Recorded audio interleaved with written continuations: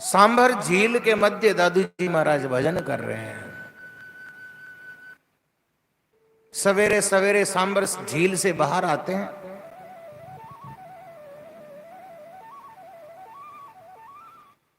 झील के किनारे पर एक सुंदर जगह है जहां बैठ करके रोज भजन करते हैं। सवेरे सवेरे 4 बजे सांभर में उस समय नवाबों का राज था। नवाब मुसलमानों के राजा को कहते हैं। और उस समय 16वीं शताब्दी में भारत में लगभग एक चित्तौड़ राजवंश को छोड़ करके सभी ने मुगलों की अधीनता स्वीकार कर ली थी। मेवाड़ रियासत बची हुई थी। महाराणा ने कभी भी मुगलों की अधीनता स्वीकार नहीं की।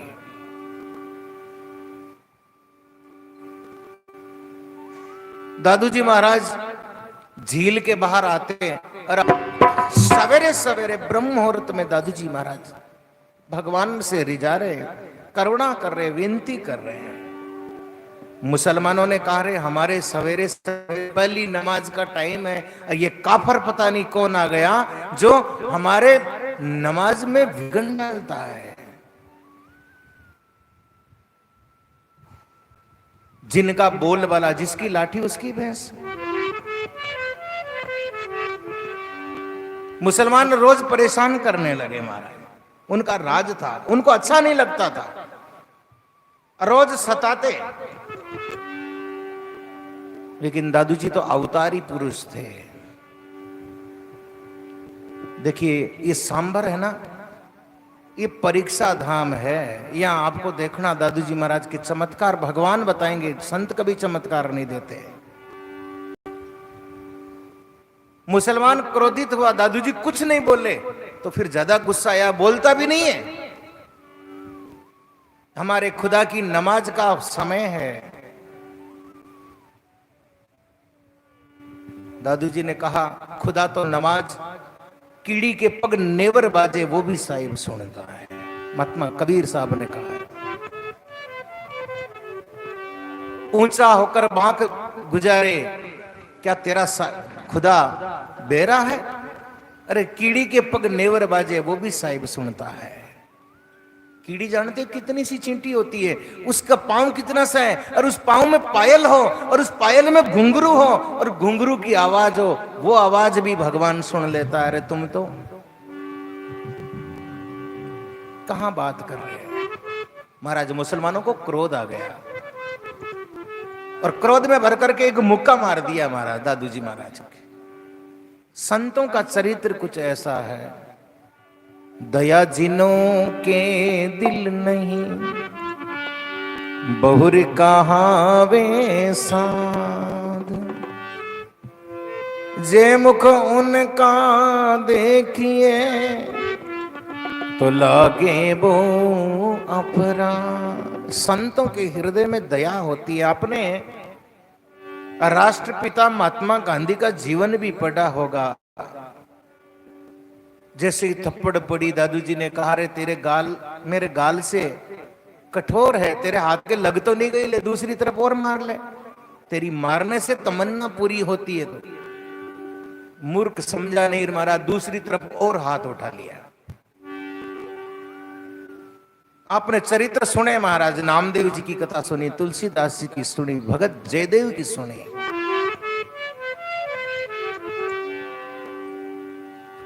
जब जब संतों को सताया जाता भगवान क्रोध करता है। साधु सताया जात है, पीपा प्रत्यक्ष देख लो,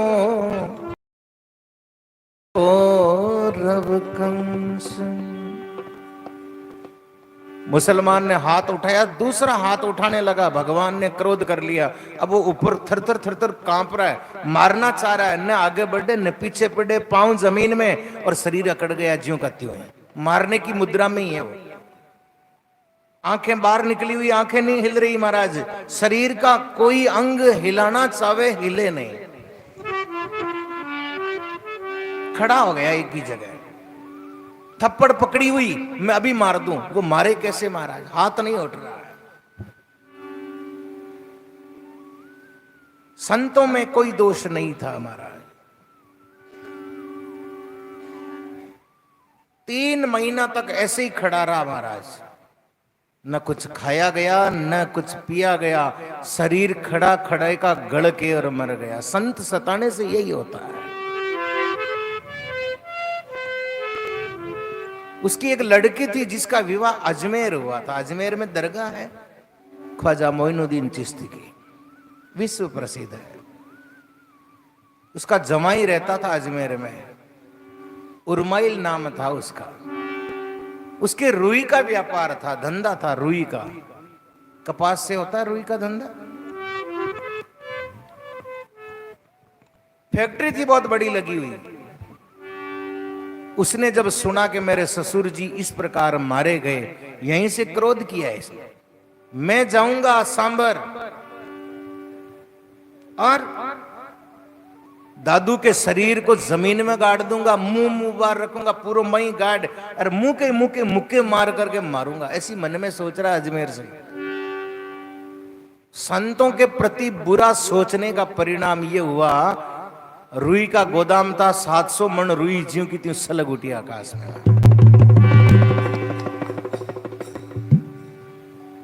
पूरी रुई जड़ करके। अब रुई महाराज पानी नाको से कुछ भी भगवान बरसात भी कर दे तो रुई नहीं बुझती। अब कैसे बुझे? वो तो इतनी देर में तो स्वाहा, पूरा खाक हो गई महाराज पूरी फैक्ट्री।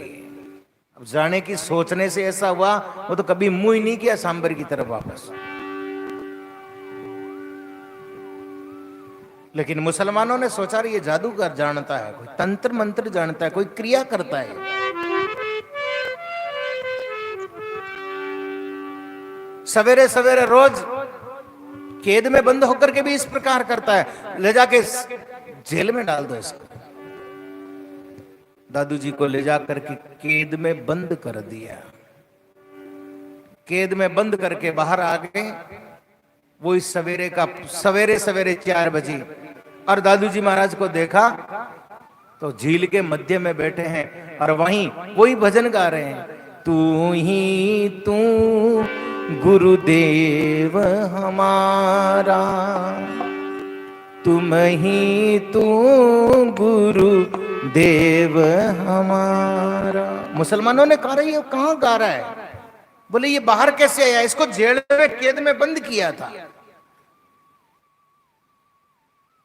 कैद में जाकर देखा वहां भी दादू है, बाहर आके देखा झील के मध्य भी दादू है। अरे 1 से 2 कैसे हो गए? ये क्या चमत्कार! इसको बंद कर रखा है। वहां जाके देखे तो वहां भी बैठा बैठा भजन गा रहा है जेल में भी, और बाहर जाके देखा झील के मध्य बैठा बैठा भी।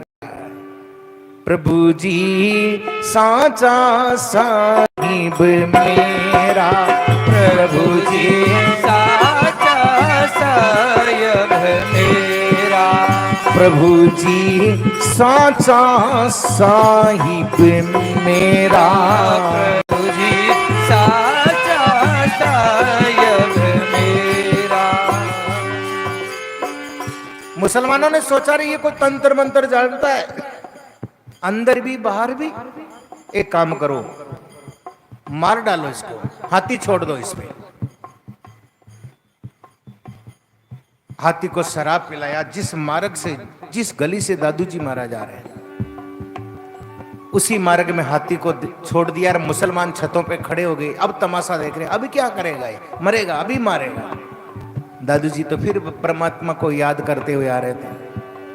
संतों मोहि भरोसा मोटा, दादू जी मोहि भरोसा मोटा, तारण तीरण सदा संग मेरे, तारण तीरण सदा संग मेरे, क्या करे कली खोटा, दादू मोई भरोसा मोटा, दादू मोई भरोसा मोटा।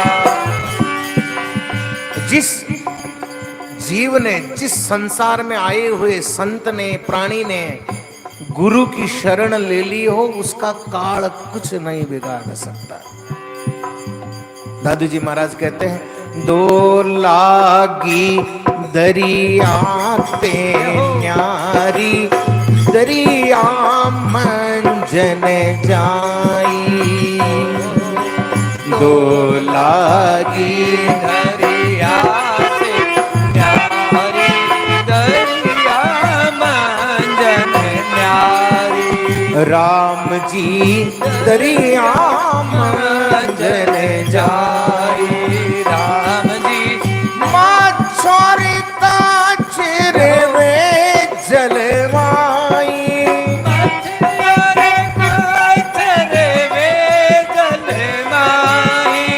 दिन को कालन खाई, दादू मोई भरोसा मोटा, दादू भरोसा मोटा।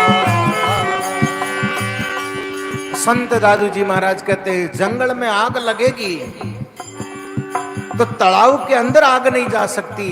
तालाब के अंदर जो जीव हैं, चाहे मछली हो, मेंढक हो, मगरमच्छ हो, उनका उस आग से कोई नुकसान नहीं होने वाला। आग लगी संसार में, जलजल पड़े अंगार। ये संतों के पास में आग आती नहीं है। संत नहीं होता जगत में तो ये जलमरता संसार। इसीलिए दादू जी महाराज कह रहे हैं, मुझे तो मेरे राम पे भरोसा है। जब सुवे पिंजर घर पाया, बाजी रया बनमाई, जब सुवा पिंजर घर पाया,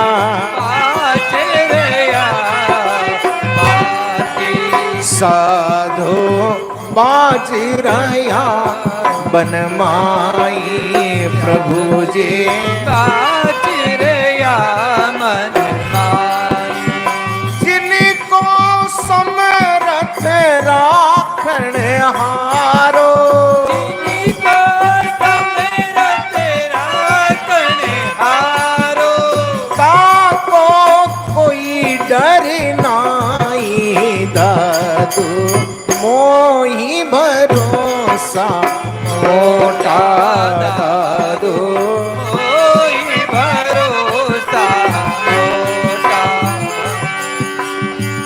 दादू जी महाराज कहते हैं, डर है तो झूठे को, सांचे को डर नहीं, सांच को कोई आंच नहीं। सांचो झूठा ने पूछे कब हूँ, सत्य के लागे न काई, राम जी सत्य के लागे काई, दादू साचा सहज समाना, दादू साचा सहज समाना, फिर वे झूठ भी लाई, दादू मोही भरो मोटा, दादू मोही भरोसा मोटा, संतों कोई भरोसा मोटा। हाथी सामने आया है महाराजा, और हाथी को शराब भी पिलाया है, लेकिन कृपा हुई भगवान की। देखो दादू जी तो अपनी मस्ती में आ रहे हैं, उनको विश्वास है ईश्वर पर। जाको राके साइया मर सके नहीं को, बालन बाका कर सके जे जगवेरी हो। दादू दयाल महाराज की। सारा जगत बेरी हो जाओ, क्या फर्क पड़ता है। हाथी को महाराज घुर्राता हुआ शेर नजर आया। हाथी शरीर में चाहे बड़ा विशाल है, बड़ा है, धरती पे सबसे बड़ा होगा महाराज। कंगारू है, जिराफ है, हाथी बड़े बड़े जीव है, लेकिन जंगल का राजा तो शेर होता है।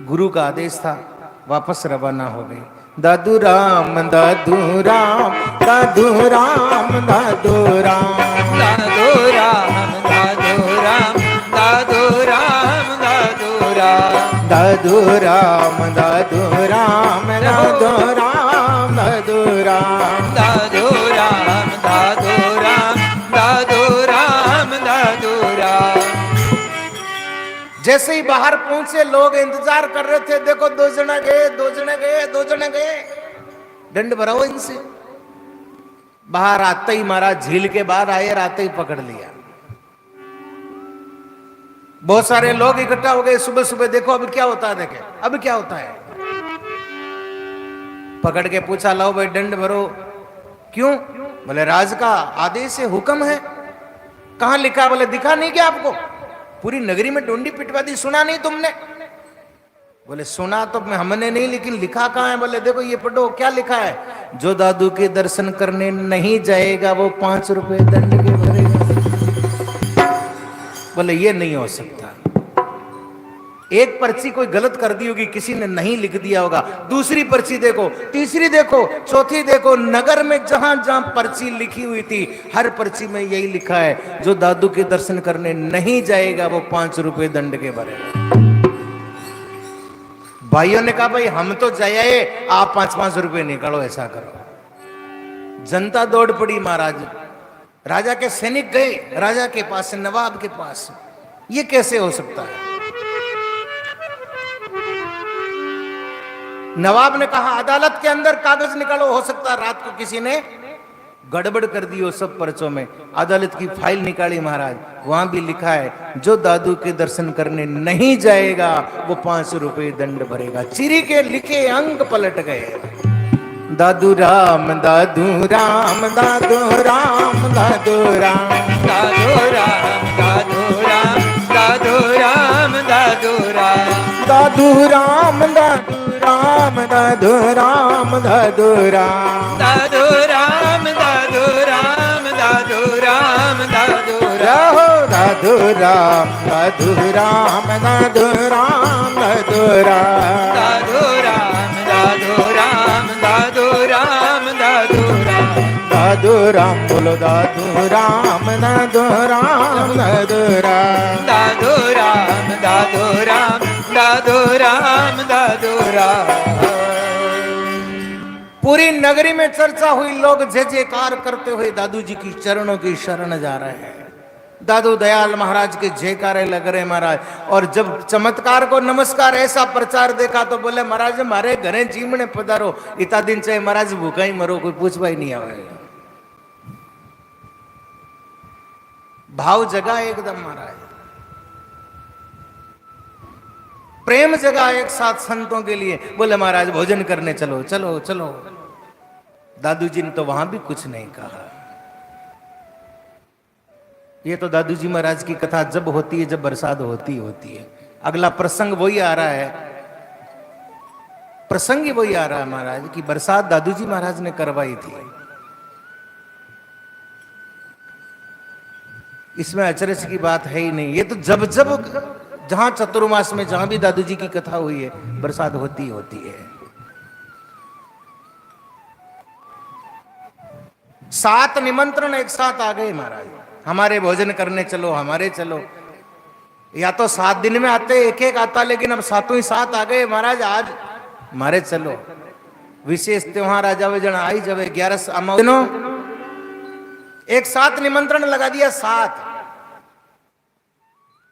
दादू जी महाराज तो बैठे बैठे भजन कर रहे हैं, ईश्वर की मर्जी है, जो आ रहे जो दे रहे हैं। एक भाई राम घरों लिए बोले बाप जी ने कहता घरे कितो जी में कट जिमावन जगह कोनी है जीव लेन आए बोलो बाप जी भोजन कर लो। दादू जी महाराज का शरीर ही पंच भौतिक नहीं था, वो कौन सा भोजन पाते थे। और संत भोजन इतना ही पाते हैं महाराज की शरीर चल जाए। महाकाली जी को नहीं जिमा वजन जोर आवे, बोले महाराज फलका ही खाए जाओ, बोले मैं तो खवा नहीं जीवा। लेकिन वो महापुरुष जो भजन करते थे वो केवल इतना ही खाते थे, और उनको तो उसकी भी जरूरत नहीं थी। दादू जी महाराज का शरीर तो तेज पुंज का था। जब अगला बुलावा आया महाराज, भगवान ने दादू जी का रूप धारण किया और हर जगह पहुंच गए। गांव में चर्चा चल पड़ी। आज दादू जी महाराज मेरे घर मेरे मोहल्ले में आए थे। वो कह रहा नहीं हमारे मोहल्ले में फलाने के आए थे, बोले नहीं उसके आए थे। एक साथ बात चर्चा चले, 7 निमंत्रण एक साथ। एक ने कहा बोले तुम सब झूठे हो, दादू जी को भोजन तो मैंने वहीं करवाया था। और दादू जी महाराज विराजमान थे, उनके साथ में शिष्य मंडली और थी।